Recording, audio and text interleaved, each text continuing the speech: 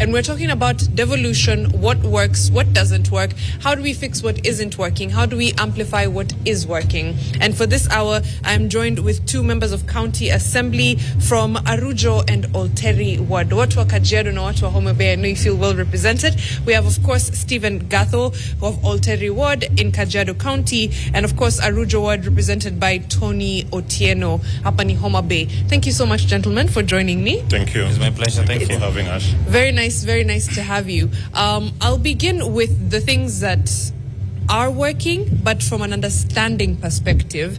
Let me start with Stephen. Do the people of Olkeri understand what their county assembly is meant to do? One. And if not, what is being done to make sure that they have a good understanding, that there's no, there's a clear distinguishment between national and county government? Yeah. Thank you very much, Mariam. I want to first appreciate you having us here. That is a very fundamental question, because if we don't have an understanding and reading from the same script, our electorates may be misguided on the responsibilities that are bestowed before us and our mandates. Let me say this. First, we have a very big gap in civic education that needs to be addressed in terms of the functions of county governments and the functions of the national government and the devolved units per se, because we have some of the state departments that are devolved fully, and we have some that are partially devolved. And I think the gap between now the electorates and us is civic education, for them to understand the roles that. But for Olkeri ward, I would say we have tried within our jurisdiction and our mandates to educate our electorates within the confines of our mandates, for them to understand exactly what is the mandates of county governments and the mandates of the national government. Thank you. All right. I hope it's going well. We'll get into it a little bit later, but I'll ask the same question to Tony. Yeah. Yes, do the people of Arujo understand the differences between county and national? Who does what, when, where, why, all of that? Thank you. Thank you once again. Thank you for having me. I would say that we've made strides as a county and also as a country. Because if you look at devolution, which is primarily 13 years since this concept came into place, I want to say that our people, most of the people do understand the roles of our county assembly, but majorly what is there, as Steve said, is that there's a lot that needs to be done in terms of the civic education, because you realize that people expect a lot from us and from the county assembly. And what we do as a county assembly is primarily what is done at the National Assembly. Yes. It's only that as a county assembly we do primary oversight, and the Senate or the National Assembly, they also do exactly the legislation, the representation, and also oversight. Yes. But again, our people, a lot has to be done in terms of educating our people so that they get to understand what we do as a county assembly. Yeah. But I'm happy most of the people understand that we make laws as a county assembly. They understand that we approve the budgets as a county assembly. They also understand that we do representation for the county residents. Yes. And majorly, for the case of Arujo ward, which is Homa Bay, actually where you are seated, yes. is Arujo this is Arujo ward. Oh. You are my member of county assembly. Absolutely. Yes. Yeah, so they, being a town setup, majorly they understand what we do as a county assembly. But I agree with Steve that a lot has to be done. Okay, as far as the information gap, and we'll talk about maybe the ways we can even harness technology to get this information out, to find ways to spread it as far and wide as possible. But I'm also thinking of when it's time for the people to give you information, how that works. We were speaking with the governor of Vihiga just in the last hour, Will Bautichilo, Daktari, and he said, the fact that people got this idea that public participation is something you're paid to do, one. So before, people would come to a baraza because there's a 500 shillings, there's a 1,000 shillings. And now when you're trying to get genuine good feedback from them, it's just like, apana, mimi nimekujia pesa. So if there's none, I'm not coming. Do you experience those challenges? when legislating, or not actually, not when seeking public participation? If so, how do you now mitigate? How do you switch that mindset from nimekujia pesa ama nimekuja kusikiza to have come to be a participant? Thank you very much, Mariam. I think, as I said earlier during the introduction, we have a very wide gap in civic education. And the Constitution of Kenya 2010 is very clear on what the public is supposed to do in terms of public participation. And the most paramount thing for the electorate to understand is that their powers is vested in the Constitution, and the sovereign power is vested to them through public participation. If they could just realize that particular aspect, I think we'll be good to go in terms of public participation. Yes, there are those challenges. Mobilizing people to come for public participation is a tall order in most of our areas. Remember, we come from Kajiado is permanently rural, and we have also the small urban towns.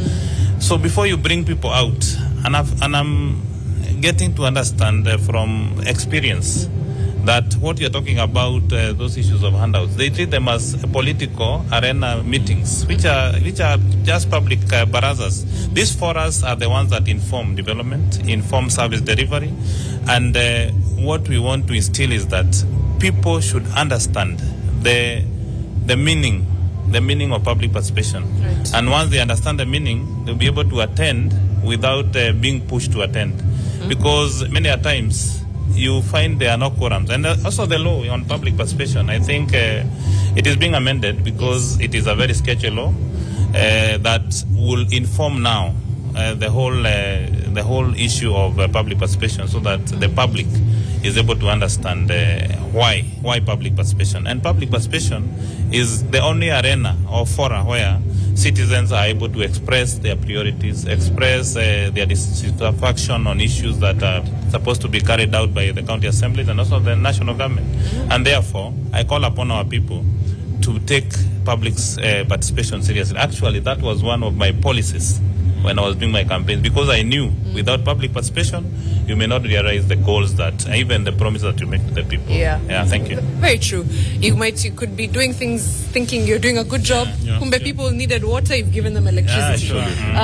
What about you, Tom? Do you feel like that? I mean, Tony, do you think the challenges are the same within Homa Bay and Arujo specifically? Ideally, the challenges are the same. But I think our people also need to realize that through public participation, they are involved in that process. Okay.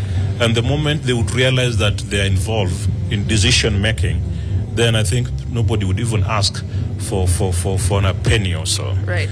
But again, we need to ask ourselves, somebody coming all the way, because Arujo Ward is all the way about 30, 40 kilometers away. Yes. Somebody decides to come to Homa Bay, for instance, you need to reimburse our people, maybe transport or lunch, call it. But I think as a county assembly, we also need to have a budget specifically for public participation. That notwithstanding, even the executive, because they also do public participation. Yes. You realize that before a bill or a policy comes to assembly, they have to do a public participation as a county executive. At that level also they need to have a budget. But also when this the policies or the bills find their way in the county assembly, we also mandated by law to do a public participation. Yes. But again, we also need to have a budget. But again, as a Homa Bay County Assembly, that's something that we've found out to be a good idea, is to do public participation at the lowest level.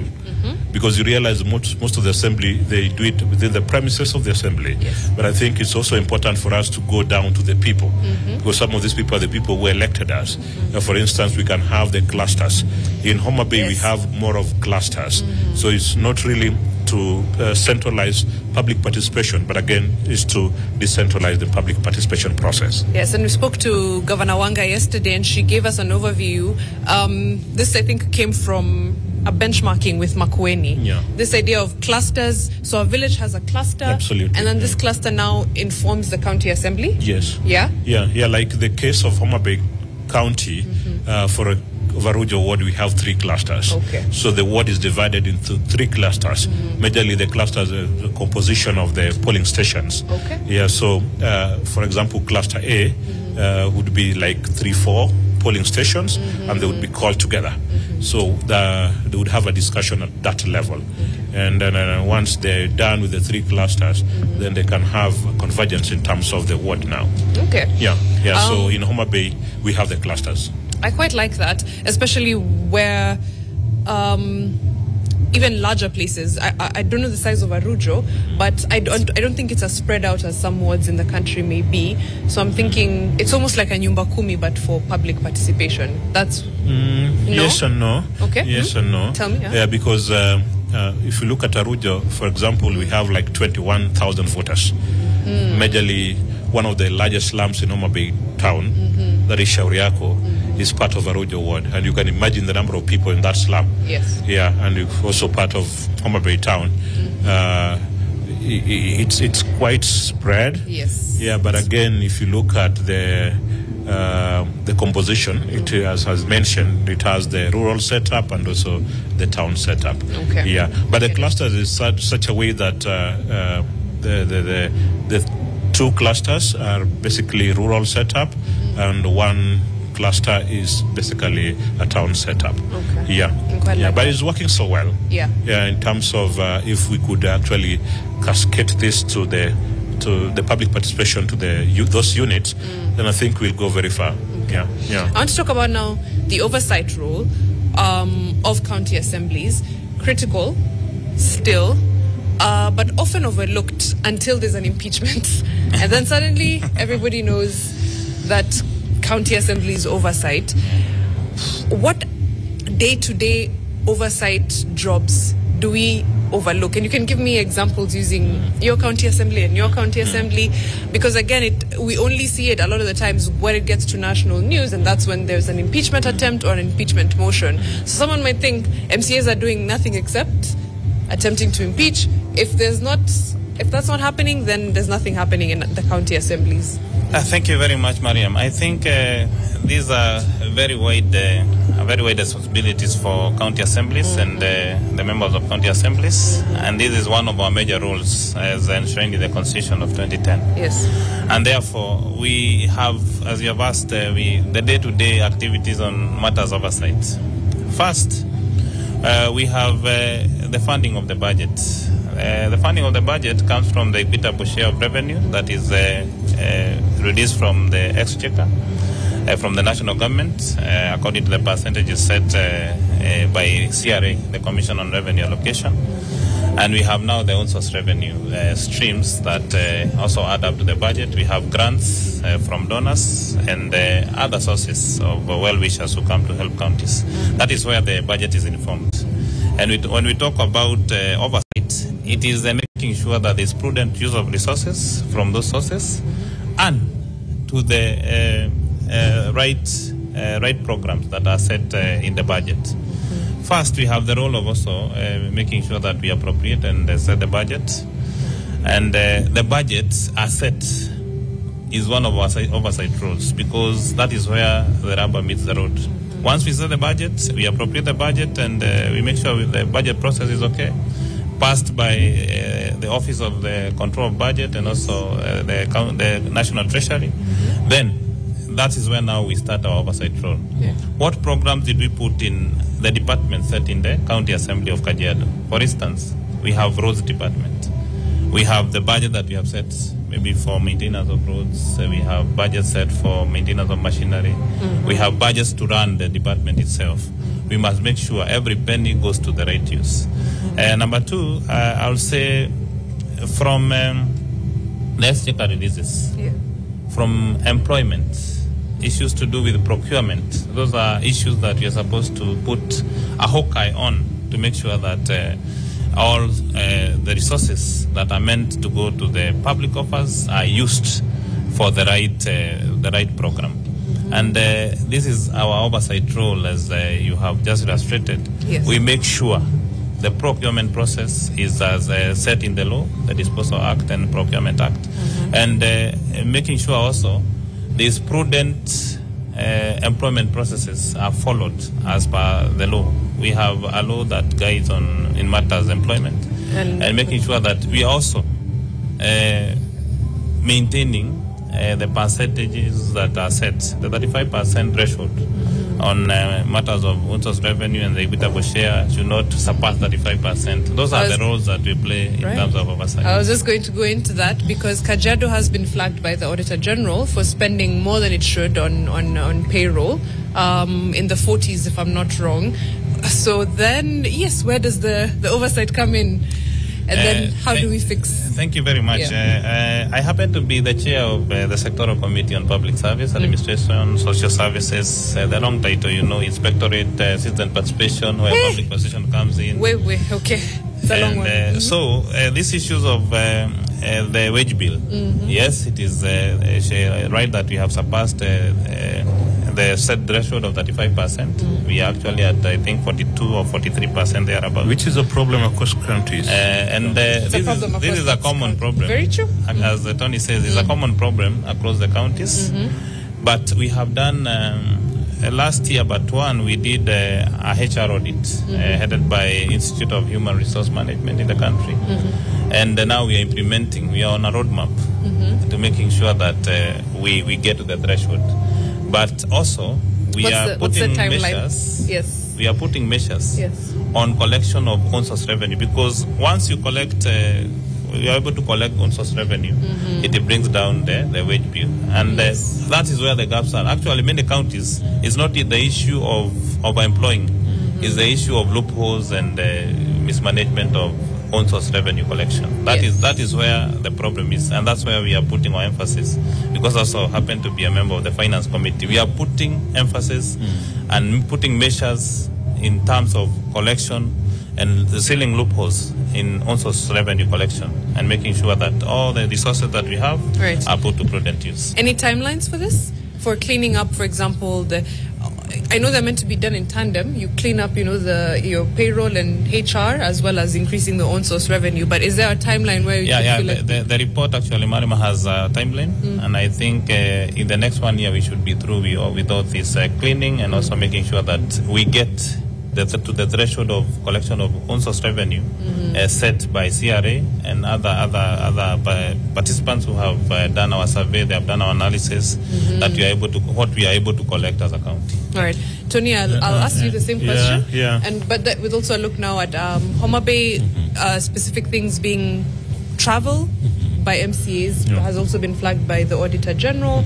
And so there's also, these issues, even as we ask for more money from national government, there's the questions of how do we spend what we already have. Marina, I will tell you for a fact we still need more money, irrespective of the reports as a county and also as counties. But I want to agree with Steve, and I'm telling you some of these things that don't have timelines when it comes to issues wage bill. The law is very explicit that we need to have like 35%, at least 35% of our budget or less. Or less. Yeah, but if you look for case of Homa Bay, we are about 40 or something, 40%, which is extreme.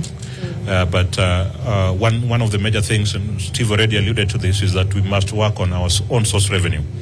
I sit in a budget committee, and I want to tell you that when you work on the own source revenue, then automatically you solve the issue of the wage bill. Yeah, because you end up finding that most of the monies, for case of Homa Bay, it's about 40% goes to wage bill. It's quite a lot. A typical example, 650 million comes on a monthly basis. About 450 million goes to wage bill. You're left with 200 million. 200 million, Assembly would pick his budget from that, around 90, 100 million.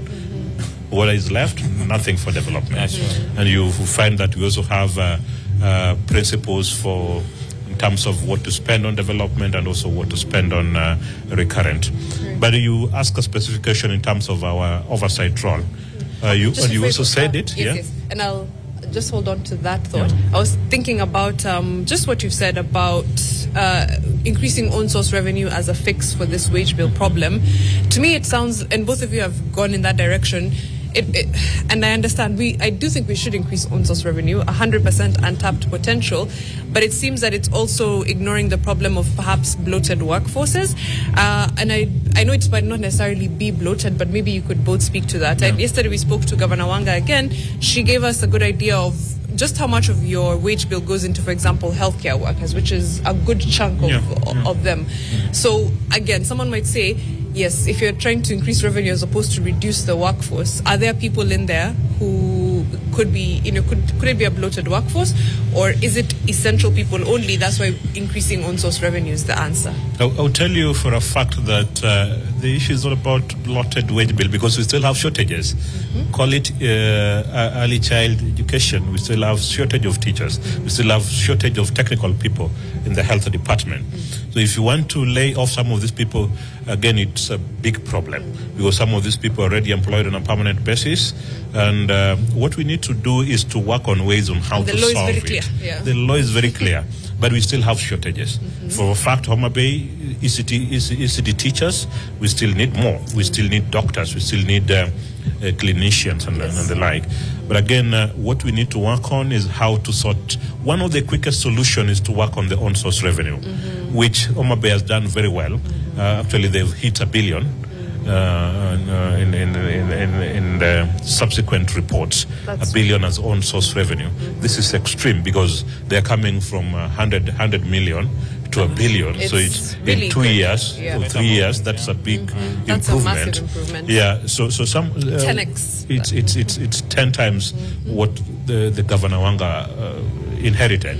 But that notwithstanding, I think we also need to work on issues of ensuring that those people who are employed, are they doing the right thing? Because you find that some of our people are employed, but they don't even have something to do. Right. Yeah. I've visited counties and people are just employed for the sake of employment. Yeah, but at the end of the day, you find that they're not doing anything meaningful. That is where we come in as Assembly. Yes. Because the oversight role. I'll ask you to just hold that thought. We take a short break. Then I'll pick up on the oversight role, and then you'll also tell me perhaps a little bit of your outlook on the question of own source revenue as an answer to a bloated wage bill. Okay. But you'll tell us in just a little bit. We're taking a short break. We'll be right back after this. Hashtag continues to be Fixing the Nation NTV. Send us those WhatsApp Nation videos. We'll be back, of course, with members of County Assembly for Arujo Ward and Olkeri. That is Stephen Gatho and, of course, Tony Otieno. World. We're back in conversation now with Stephen Gatho and, of course, Tony Otieno, members of County Assembly, Pale Olkeri, and, of course, Arujo here in Homa Bay. We're discussing devolution, and just before we went on the break, we were talking about the oversight role that members of county assemblies have, and you were speaking to, Tony, the oversight bit as well. And then we'll go back to, of course, the question of the bloated wage bills. But, Tony, please pick up. Thank you. I would say on a high level, as County Assembly, we have really 4 or 5 areas of oversight, and Steve already talked about budget oversight, which is very important.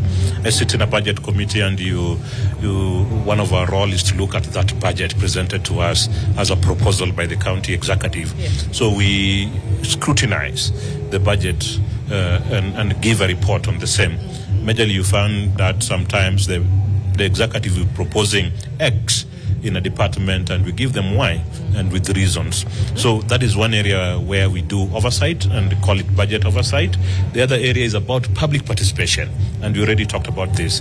Public participation is also a way of oversighting the executive. But most importantly is the issue of departmental management. And we have sectoral committees and also select committees. Major work, we do it at committee level. Not really at the plenary, we do it at the committee levels. And as a chair of a committee, I will tell you for a fact that 80% of budget? I chair delegated county legislation. Previously chaired the Public Accounts and Investment Committee, which is primarily an oversight committee. And that is where we tell you most of those reports of the Auditor General find their way to the public accounts, and we investigate, and report back to the House as part of oversight. But departmental management, particularly the sectoral committees, call it water committee, call it agriculture committee, they're supposed to oversight the department. What they're supposed to do is to ensure accountability, effectiveness, and also the department operating in a more responsible way. And that is oversight in a way, because oversight is primarily ensuring that they're effective, they're responsible, and also they're operating in matters of compliance. But think about it from a Mwananchi perspective. I know I have my member of county assembly. I may not know what committee they sit in or they don't sit in, but I just know I've not had water in the tap for a week. What next? Yeah, and that brings me to the fact that the county assembly need to have a close contact with the people. I represent a town setup, and majorly one of the things is water, the shortage. And when there's water shortage, they don't ask the government, the governor. They don't ask the area MP or the women rep. They ask the MCA. Yes. And Steve will tell you they know that we are supposed to fix. We are supposed to fix the water shortages and also anything, even electricity. When there's a transformer breakdown, they call you and they tell you, and you'll not get back to them and tell them that is not my role. You'll look in a way on how to fix it. But I try to tell you that we have to work very closely with the departments. For Homa Bay instance, we have the Omawasco, which is in charge of the Homa Bay Water and Sanitation and Sewer Company.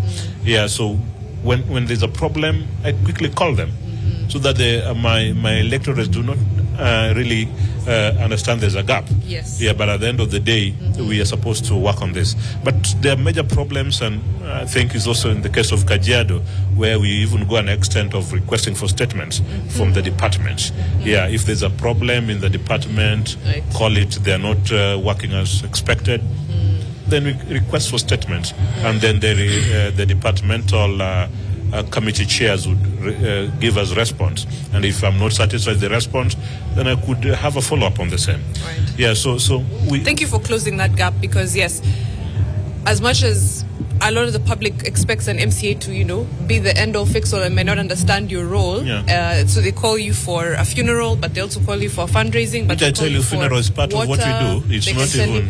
It's not... At least... if the gap is closed, they may not feel it to be able to call the phone and say, let me call the MCA, I've not had water for 1 week or so. But just kindly finish up as we go to, of course, Stephen, and then wrap up the conversation. So I would just make a stress on issues of on-source revenue, because I mentioned I sit in a budget committee. I've seen it can do wonders if we work independently. Because on-source revenue, in a simple terms, it's just the income that we county government generate independently, and it's majorly on fees and also on issues of local taxes. But let me tell you for a fact that we have to improve on issues collection, revenue collection. If we don't improve that, then we might not realize this. And aspect of automation, most of the counties have really done well in terms of automation. And I would give you a quick statistic in closing, that for the financial year 2022-2023, Homa Bay County raised 859 million, 175% increase. This is massive. And if you compare that by May 2024, they had raised 1.1 billion.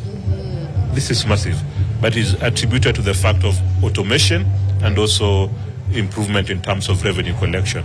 But also as a county assembly, we've done a lot. We've done a lot in terms of ensuring checks and balances. So thank you. Good.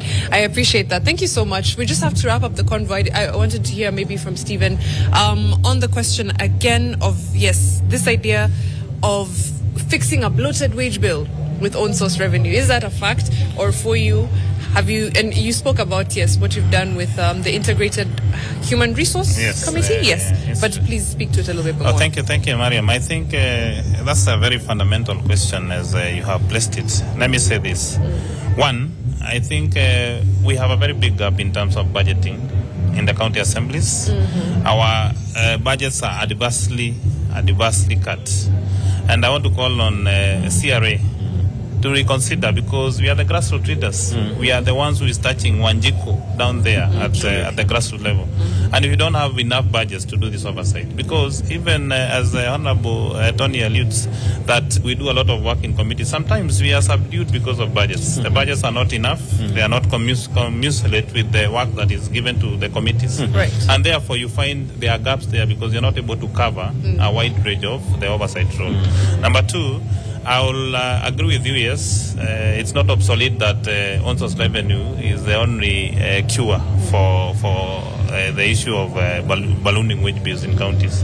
What we need to do is to have a balanced worksheet in terms of human resource and proper balancing in terms of the human resource in the departments.